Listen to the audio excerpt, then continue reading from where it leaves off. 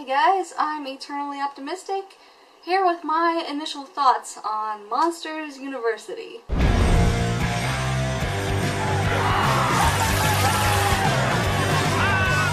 okay. Very funny, Sullivan. You look great, Wazowski. You know, if you're gonna prank someone, the least you could do is think of something clever. What's happening? I don't get it. So, not only was this not a bad film, it was actually very good. I think that comes back to expectations. This movie really under-promised and over-delivered. If you look at the trailers, it kind of just looks like a frat movie, like a college party movie. But it's not really. It's actually very deep and very poetic and very well done. I was not expecting that, which was nice. It was very nice. First of all, the first thing I really liked that they did well was some world building. This movie had a lot more different types of monsters, greater variety. But beyond that, they really went into the mechanics of learning scaring as a discipline. Like, they spent a lot of time in the classroom actually talking about, you know, they actually studied what kids are afraid of and how they should scare them based on, you know, what they're afraid of, like what roar they should use or what pose or what technique. Very much about technique in this movie, which I guess you could argue that's kind of dark. They're studying how best to traumatize little children. Considering the way the first movie ended, I don't think anyone will have a problem with that, but yeah, they really spent a lot of time on that. I wasn't expecting it, and I enjoyed it. The other thing they did that I really liked was the relationship between Mike and Sully. You know, they start out as enemies, and then they grow to appreciate each other. But beyond that, this movie draws a parallel in Mike and Sully between talent and hard work. And yes, there is the idea that, you know, talent is really nothing without hard work to back it up. But there's also kind of this idea that you can work as hard as you possibly can, but if you don't have some amount of raw talent behind you, it's still not gonna work out. Which was really sad. It surprised me that they went in this direction. It wasn't that kind of like, oh, you know, if you just work hard, you can do anything. You know, that's true to some extent, but for certain disciplines, especially for like sports and music and art, you need some kind of raw talent to get you far. And this is a spoiler-free review. You know, the movie's still in theaters, so I don't want to ruin it for anybody. But there is a scene that takes place on a lake shore that tears came to my eyes. It was very beautifully done, very poetic, very well executed. And it speaks very much to recent college graduates. This movie was surprisingly mature, but I'll come back to that in a second. The other thing I really enjoyed was that there's no clear-cut villain in this movie. You know, it works for some movies like The Incredibles, you know. You know, he was a deep villain, but he was the villain of the movie. I feel like if there had been a specific one villain, it wouldn't have worked in this setting, in this like college setting. It would have come across as cheesy. And there were a couple times when I really thought, oh, this is just going to be an evil character, but it wasn't, you know. They always brought it back, which was good.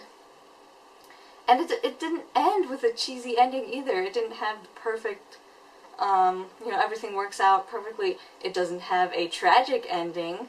But the characters don't just get everything they want regardless of whether or not that makes sense. And that's always how Disney films have been in the past, is they get, you know, the perfect fairy tale ending. I have no problem with Disney films in the past, but it's not necessarily realistic. But we're seeing with animated films a move towards more realistic endings, starting with like movies like Lilo and Stitch, and now Wreck-It Ralph and Monsters University with Pixar. We're seeing this move towards an ending that is still happy, but doesn't have to be perfect or exactly what the character expected, and I love that. I love that. I'm looking forward to hopefully seeing a lot more of that from Western animation. So yes, the climax and the falling action were perfectly executed. Just felt so right for what they had set up earlier in the film. The one big disappointment with this movie, and I'm not gonna spoil anything, but it's Randall. And I don't think it's Pixar's fault. I think it's more that, they released the promo pictures of Randall, as a nerd, with the big glasses, and people went nuts. And they were like, oh, oh, Randall's gonna have the most tragic backstory ever, and no, he really doesn't. Yeah, people are saying, oh, if you spoil the reason why Randall became evil, we're not gonna be friends anymore. People took it very seriously. And it's there. The reason why he switched is there. It's no great revelation of character. It's just kind of an afterthought. And that's so disappointing. And all it would have taken really is one scene with Mike and Randall just off to the side, just talking about, what happened. And we didn't get that. We got, I think, a little too much of the scare games. I didn't really have a problem with the pacing of this movie. It didn't feel too slow. Because I feel like, action doesn't really have the emotional impact unless you know who the characters are. And this movie did a very good job of establishing who the characters were, so that we cared about them enough when during the games. But man, both my parents, when we came out of the theater, both of them said, wow, that movie lagged at places, and it's because they focus so much time on the scare games. And honestly, I think this movie could have used just a few scenes less of the scare games, because it started to kind of feel like more of the same after a while. So maybe a few less of those scenes and a few more scenes of character development. But Mike and Sully are given a laudable amount of screen time, and their relationship progresses very naturally, and we really do feel them, go from enemies to reluctant partners to friends. That was very nice. It's Randall that left everybody disappointed. Just, oh man. So, that was the biggest letdown of the movie, which, if that was the biggest letdown of the movie, then the rest of it was very good. The only other thing that I found kind of odd, this movie doesn't really feel like a prequel. And part of that is because the animation is so much better, with, there's been so many years of technological advances between the first one and this one that it looks so much more amazing. But beyond that, it's a lot more mature, actually. I mentioned that this movie speaks very specifically to recent college graduates and what they're going through as they try to come to terms with, not being the best, maybe, and what that means for them, and, did they choose the right career path after all? It's very deep, very well done. The first movie, Monsters, Inc., speaks very much to children. None of the Pixar movies are specifically for kids or specifically for adults. They can all be enjoyed by anyone. Movies like WALL-E or Up are a little bit more mature.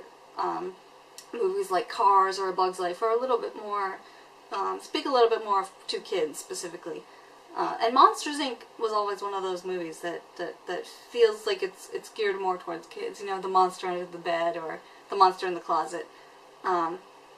So in that respect, the fact that Monsters, Inc.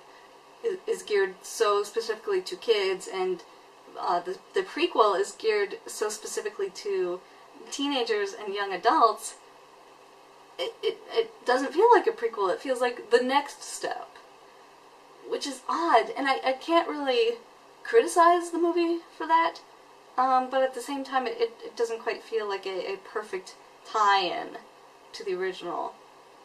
But I love the movie for what it is. I wouldn't have changed it or taken away any of that depth. So take that for what it is. It was a great movie. Great messages, and spoke very much to me, as I'm sure it did speak to a lot of recent college graduates. I wanted to mention Blue Umbrella very quickly. I didn't want to know much, about it. All I knew was that it was about a blue umbrella going in. And, the more I think about it, Pixar hasn't really done much with inanimate objects. They had Red's Dream and Toy Story, obviously, but Blue Umbrella, very good at creating a mood and a sense of atmosphere. Again, it was more than I expected. There was a moment at the end that kind of felt convenient to me. I hate to say that, but the way it ended was very much like, oh, that was lucky. But it was very good, very cute. Again, I wouldn't change it. I loved seeing the rest of the city come to life. Like, the umbrella was cute, had a very good character, but I loved seeing, like, the storm drain and the drain pipe come to life, and with very few visual cues for a face. They were very expressive with these characters, and that's Pixar. That's what they do. I'd like to see more of this world. An expanded universe at what the rest of the city does when it's not raining.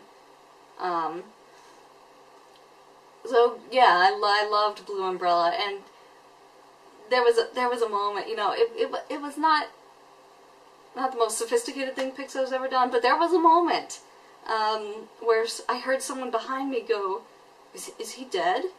And here's a grown man being concerned for a sentient umbrella, and again, that's Pixar. That's what they do. So, yeah, between the short film and the feature length, it was well worth the price. I did not go see it in 3D, actually, so I don't know if it's worth it for the extra money. It probably is, but the first movie I ever saw in 3D was How to Train Your Dragon, and it set the bar so high in terms of what I've come to expect from 3D in animation. But Monsters, Inc. was very good in 3D. I went to go see it when it was re-released. They did a lot with depth, and when the door is open, and you can see that parallel world beyond. So maybe it was just as good in Monsters University, maybe not. If you've seen it in 3D, please let me know. I'd love to know if it was worth it. I would go see it again. So all around, wonderful movie. Much more than what I was expecting. Great time at the theater. If I were to give it a score right now, I would have to give it a surprising 3 stars out of 4. The star player has just arrived. You're my hero! Yeah! Slow down, Squirt. This is a party for scare students. I am a scare student. I mean for scare students who actually, have a chance. Just wait, Hotshot. I'm gonna scare circles around you this year.